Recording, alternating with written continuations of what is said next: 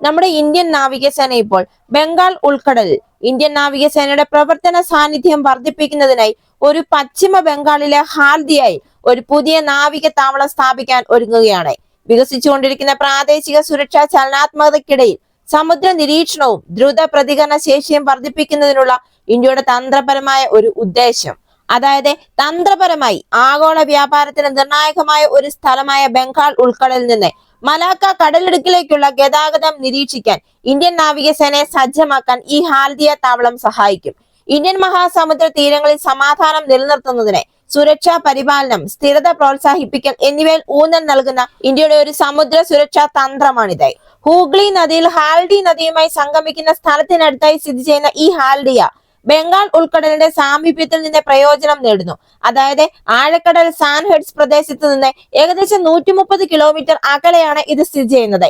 1970 മുതൽ പ്രവർത്തനക്ഷമമായ നിലവിലുള്ള ഹാൽഡിയ ഡോക്ക് കോംപ്ലക്സ് ബൾക്കോ കാർഗോ കൈകാര്യം ചെയ്യുകയും ഏകദേശം 9.1 മീറ്റർ ഡ്രാഫ്റ്റുള്ള പനാംസ് വലുപ്പം വരെയുള്ള കപ്പലുകളെ ഉൾക്കൊള്ളുകയും ചെയ്യുന്നുണ്ട്.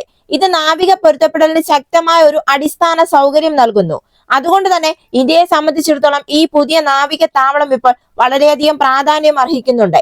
Fast interceptor crafts, new water jet fast attack craft എന്നിവയുൾപ്പെടെയുള്ള ചെറിയ യുദ്ധക്കപ്പലുകളെയാണ് ഈ ബേസ് പ്രധാനമായും പിന്തുണയ്ക്കുന്നത്. അതുകൊണ്ട് തന്നെ ഇത് തീരദേശ പ്രതിരോധത്തിനും അതേപോലെ തന്നെ കടൽക്കൊള്ള വിരുദ്ധ പെട്രോളിങ്ങിനും വേഗത്തിൽ ഇവിടെ വിന്യസിക്കാൻ സാധിക്കും. ഉയർന്ന പ്രാദേശിക നാവിക പ്രവർത്തനങ്ങൾക്ക് സാക്ഷ്യം വഹിക്കുന്ന ഒരു മേഖലയിൽ സമുദ്രമേഖല അവബോധം, മാനുഷിക സഹായം തുടങ്ങിയ നാവികസേനയുടെ വിശാലമായ കോൺസ്റ്റാബുലറി റോളുകളുമായി ഇത് യോജിക്കുകയും ചെയ്യുന്നു. ഇന്ത്യൻ മഹാസമുദ്ര മേഖലയുടെ മധ്യഭാഗത്തുള്ള ഇന്ത്യയുടെ ഭൂമിശാസ്ത്രപരമായ സ്ഥാനം കടൽപാതകൾ സംരക്ഷിക്കുന്നതിനും സംസ്ഥാനേതര മേഖലകളിൽ നിന്നുള്ള സാധ്യതയുള്ള ഭീഷണികളെ ചെറുക്കുന്നതിനും ഇത്തരം മുൻനിര താവളങ്ങൾ അനിവാര്യമാണ്. ഇതുകൂടാതെ ഈ ഹാൽദിയുടെ സ്ഥാനമെന്ന് പറയുന്നത് കിഴക്കൻ കടൽ തീരത്തിന്റെ സാന്നിധ്യത്തെ ശക്തിപ്പെടുത്തുന്നു.